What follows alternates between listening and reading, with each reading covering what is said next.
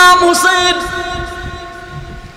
ডাক দিয়া কয়, ইয়াজিদের সৈন্যরা রে, ও ইয়াজিদের সৈন্যরা, আমি হুসাইন আমার বাড়ির জন্য পানি নেব না, আমি হুসাইন আমার বিবির জন্য পানি নেব না, কারো জন্য পানির দরকার নাই, আমার 6 মাসের শিশু বাচ্চা আলী আসগরের জন্য 1 ফোঁটা পানির ব্যবস্থা তোমরা করে দাও।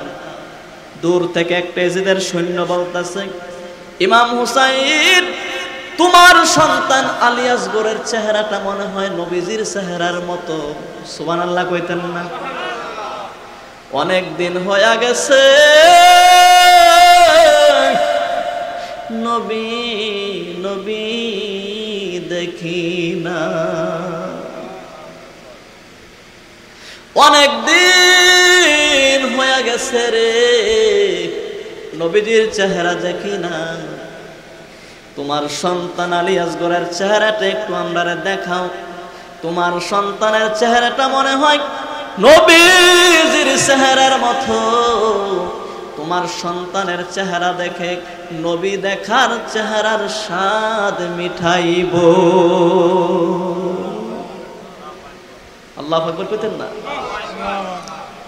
হুসাইন চিন্তা করলেন, আমার সন্তান আলী আসগরের চেহারাটা যদি একটু দেখাই, হয়তো তাদের অন্তরে মায়া কি লাগতে পারে, আমার সন্তানকে একটু পানি দিতে পারে। ইমাম হুসাইন তাদের কথা বুঝতে পারলেন না। ছোট্ট বাচ্চা আলী আসগরকে তার চেহারাটা এভাবে উত্তোলন করে দেখাইলেন। এমন সময় দুষ্ট একটা ইয়াজিদের সৈন্য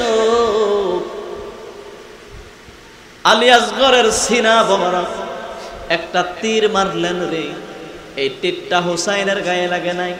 ছোট্ট 6 মাসের বাচ্চা আলী আসগরের সিনা মুবারকে ডুইকা এদিক থেকে ওই দিক দিয়া বের হয়ে গেছে। 6 মাসের বাচ্চা আলী আসগর চোখগুলো উল্টায়া দিছে, চোখগুলো উল্টায়া দিছে রে। বাবা হুসাইনকে ইশারা করে যেন বলতেছে, আব্বা আর কোনদিন আমি পানি পান করব না। আমার আম্মা কি আগে বইলেন, আর কোনদিন কান্না করব না, আর কোনদিন পানি পান করব না, মারে কোনদিন আর জ্বালাইতাম না। বাবার কোলে আলী আসগর 6 মাসের বাচ্চা চক্ষু উল্টায়া দিয়া জিহ্বাটা বের করে দিয়ে দুনিয়া থেকে শহীদ হইয়া গেছে। আল্লাহর নবী ডাক দিয়া কয়, হুসাইন, হুসাইন রে, আলী আসগরের জন্য কান্দো না। তোমার সন্তান আলী আসগর দুনিয়ার পানি পান করতে পারে নাই। তাকায়া দেখো, আমি নানা নবীজি তোমার আলী আসগরের জন্য জান্নাতের মধ্যে হাউজে কাউসারের পানি নিয়া অপেক্ষা করতেছি। আল্লাহু আকবার। খারাপ লাগতেছে ভাইজান? 9 তারিখ আলী আসগর শহীদ হয়ে গেল। 9 তারিখ দিবাগত রাত, জীবনের শেষ রাত। আল্লাহু আকবার বলেন। জীবনের কোন রাত? শেষ রাত। ইমাম হুসাইন রাতের বেলা কুফা নগরবাসী তাবুর মধ্যে যারা ছিল সবাইকে ডেকে আনলেন। যারা ভাই ছিল ভাইদেরকে ডাক দিয়া বললেন, বোনদেরকে ডাক দিয়া বললেন, মুরব্বীদেরকে ডাক দিয়া বললেন, রাতের অন্ধকার, লাইট বন্ধ করে দিছে, রাস্তা ক্লিয়ার হয়ে গেছে, রাত্র গভীর হয়ে গেছে, তোমরা যার যার মদিনার রাস্তায় ধরো, তোমরা মদিনায় চলে যাও। শুধু শুধু কেন আমার জন্য জীবন দিবা? এই কথা বলার পরে মুরব্বীরা ডাক দেয়া কয়, হুসাইন, আমরা বৃদ্ধ হয়ে গেছি, আমাদের শরীরের মধ্যে শক্তি নাই। ইমাম হুসাইন শরীরের মধ্যে যদি শক্তি হইতো, আগামীকাল 10 মুহররম কারবালার প্রান্তরে বাতিলদের সঙ্গে আমরা যুদ্ধ করতাম। আমরা বৃদ্ধ মানুষ, শরীরের মধ্যে শক্তি নাই, তবে কথা দিলাম মরতে যেহেতু একদিন হবে, নানা নবীদের ইসলামকে প্রতিষ্ঠিত করার জন্য, নানা নবীদের ইসলামকে জীবিত রাখার জন্য প্রয়োজন হলে 10 মুহররম কারবালার ময়দানে আমরা যাব, যুদ্ধ করব, জীবন দেব, শহীদ হয়ে দুনিয়া থেকে ইন্তেকাল করব, তারপরও বাতিলদের কাছে মাথা নত করব না।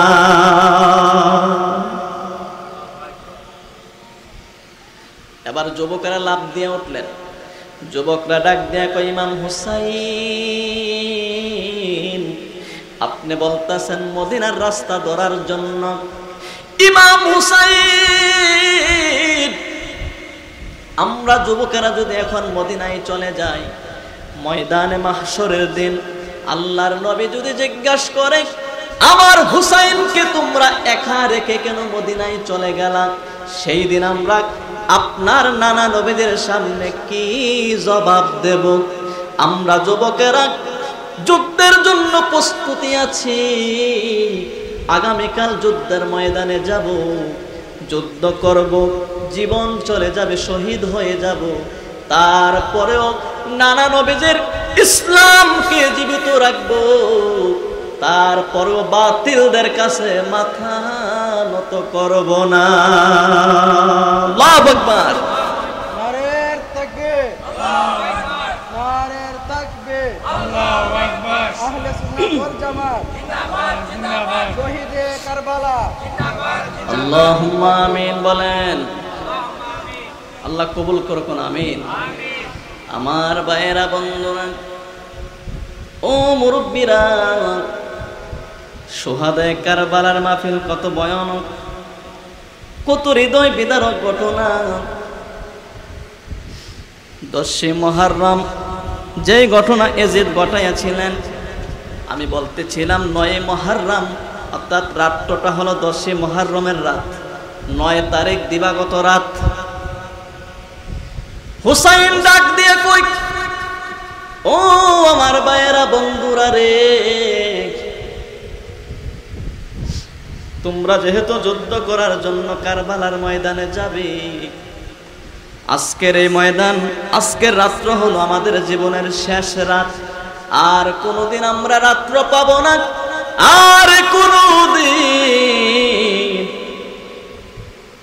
আর কোনোদিন সূর্য উদয় আমরা দেখব না, সূর্য অস্ত আমরা দেখব না। আজকের রাত্র হলো শেষ রাত্র। শোনো শোনো আমার বাবারা, বন্ধুরা, শেষ রাত, জীবনের শেষ রাত, আর কোনোদিন আমরা রাত্র দেখব না। ও যুবক ভাইয়েরা, ইমাম হুসাইন বললেন, আজকে রাত্র যেহেতু আমাদের জীবনের শেষ রাত্র, আজকে রাত্রটা আমরা ঘুমাইব না, ইবাদতের মাধ্যমে কাটাইব। সবাই নফল নামাজ বন্দেগী করা শুরু করলেন। এমন সময় ইমাম হুসাইন তিনিও সেজদায় পড়ে কান্না শুরু করলেন। সেজদায় আল্লাহর রহমতের ঘুম চলে আসলো। সেজদার মধ্যে আল্লাহর রহমতের ঘুমের মধ্যে হুসাইন রাদিয়াল্লাহু তাআলা আনহু স্বপ্নের মধ্যে পড়ে গেলেন। স্বপ্নের মধ্যে বাবা আলী হুসাইনের স্বপ্নে এসে হাজির হয়ে গেলেন। আল্লাহু আকবার বলেন। হযরত আলী ডাক দিয়ে কই, ও বাবা হুসাইন, আমি বাবা যদি দুনিয়ায় বেঁচে থাকতাম, কারবালার ময়দানে তুমি যুদ্ধ করার জন্য যাবে, আমি বাবা তোমার সঙ্গে থেকে থেকে তোমাকে সাহস জুগাইয়া দিতাম। আমি বাবা আলী দুনিয়ায় নাই, তবে তুমি যখন শহীদ হয়ে ইন্তেকাল করবা জান্নাতের ময়দানে, আমি বাবা আলীর সঙ্গে তোমার সাক্ষাৎ হয়ে যাবে। আল্লাহু আকবার বলেন। আমার ভাইয়েরা, হুসাইনের স্বপ্নের মধ্যে এবার মা ফাতেমা এসে হাজির হয়ে গেলেন। ফাতেমা ডাক দিয়া কয়, বাবা, ও বাবা হুসাইন, আমি মা যদি বেঁচে থাকতাম তোমার গায়ে একটা টোকা পড়তে দিতাম না রে বাবা। আমি মা ফাতেমা বেঁচে নাই, কালকে তোমাকে 32টা 33টা বর্ষা তলোয়ারের আঘাত দিয়া তোমার দেহটাকে ছিন্ন ভিন্ন করে দিবে। আমি মা তোমার সাথে কোনো কিছু সাহায্য সহযোগিতা করতে পারবো না, তবে কথা দিলাম জান্নাতের ময়দানে আমি মার সঙ্গে তোমার সাক্ষাৎ হয়ে যাবে। আল্লাহু আকবার বলেন। ভাই হাসান হুসাইনের স্বপ্নের মধ্যে সেজদার মধ্যে এসে হাজির হয়ে গেলেন। হুসাইন, ও ভাই হুসাইন, আমি ভাই হাসান যদি বেঁচে থাকতাম তোমার হাতের লাঠি হয়ে কাজ করতাম। আমি ভাই হাসান দুনিয়ায় নাই, তোমাকে কোনো সাহায্য কালকে করতে পারবো না। নানা নবীজি ডাক দিয়া কয়, হুসাইন, ও নাতি হুসাইন, কালকে তুমি কারবালার প্রান্তরে যখন যুদ্ধ করার জন্য যাবে, বাতিলরা তোমাকে এত আঘাত করবে, দেহটাকে ছিন্ন ভিন্ন করে দিবে। আমি নানা দুনিয়ার জমিনে নাই, তবে তুমি যখন শহীদ হয়ে দুনিয়া থেকে ইন্তেকাল করবে, কথা দিলাম রে, শহীদ হওয়ার পর পরে আমি নানা নবীজি তোমাকে হাউজে কাউসারের পানি পান করাইয়া আল্লাহর জান্নাতে পাঠায়া দেব। আজকে রাত্র শেষ রাত, হুসাইন রাদিয়াল্লাহু তাআলা আনহুর ঘুম ভেঙে গেল। সেজদা থেকে উঠে বললেন, ফজরের নামাজ জামাতের সাথে পড়লেন।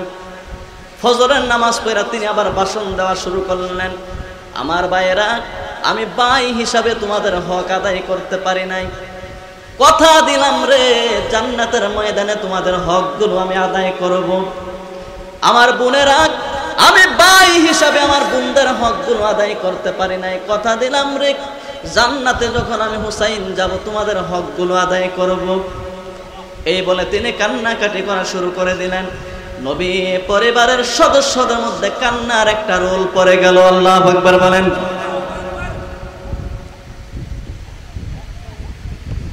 পরের দিন যুদ্ধ শুরু হয়ে গেল। নবী পরিবারের একজন একজন করে শহীদ হতে লাগলেন।